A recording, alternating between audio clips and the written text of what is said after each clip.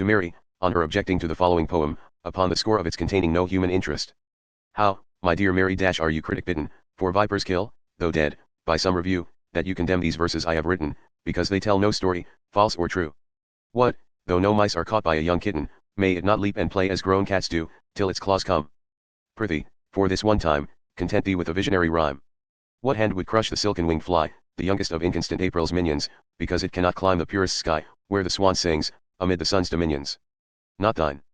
Thou knowest 'tis its doom to die, when day shall hide within her twilight pinions the lucent eyes, and the eternal smile, serene as thine, which lent it life awhile.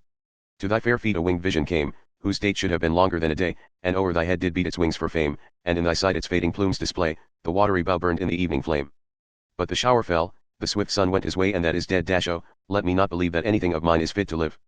Wordsworth informs us he was 19 years considering and retouching Peter Bell, watering his laurels with the killing tears of slow, dull care, so that their roots to hell might pierce, and their wide branches blot the spheres of heaven, with dewy leaves and flowers. This well may be, for heaven and earth conspire to foil the overbusy gardener's blundering toil. My witch indeed is not so sweet a creature as Ruth or Lucy, whom his graceful praise clothes for our grandsons, but she matches Peter, though he took 19 years, and she 3 days in dressing.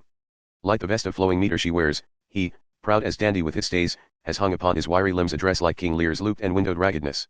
If you strip Peter, you will see a fellow scorched by hell's hyper-equatorial climate into a kind of a sulphurous yellow, a lean mark, hardly fit to fling a rhyme at, in shape a scaramouche, in hue Othello. If you unveil my witch, no priest nor primate can shrive you of that sin. If sin there be in love, when it becomes idolatry. The Witch of Atlas.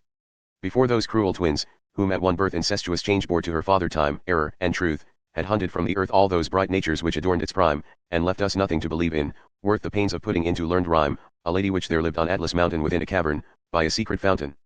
Her mother was one of the Atlantides, the all-beholding sun had ne'er beholden in his wide voyage o'er continents and seas so fair a creature, as she lay enfolden in the warm shadow of her loveliness. He kissed her with his beams, and made all golden the chamber of grey rock in which she lay. She, in that dream of joy, dissolved away. 'Tis said, she first was changed into a vapor, and then into a cloud, such clouds as flit, like splendor-winged moths about a taper, round the red west when the sun dies in it, and then into a meteor, such as caper on hilltops when the moon is in a fit, then, into one of those mysterious stars which hide themselves between the earth and Mars. 10 times the mother of the months had bent her bow beside the folding star, and bidden with that bright sign the billows to indent the sea-deserted sand like children chidden. At her command they ever came and went, since in that cave a dewy splendor hidden took shape and motion. With the living form of this embodied power, the cave grew warm. A lovely lady garmented in light, from her own beauty deep her eyes, as are two openings of unfathomable night seen through a temple's cloven roof. Her hair dark, the dim brain whirls dizzy with delight. Picturing her form, her soft smiles shone afar, and her low voice was heard like love, and drew all living things towards this wonder new. And first the spotted leopard came, and then the wise and fearless elephant, then the sly serpent, in the golden flame of his own volumes intervolved. All gaunt and sanguine beasts her gentle looks made tame. They drank before her at her sacred fount, and every beast of beating heart grew bold, such gentleness and power even to behold. The brinded lioness led forth her young, that she might teach them how they should forego their inborn thirst of death. The part unstrung.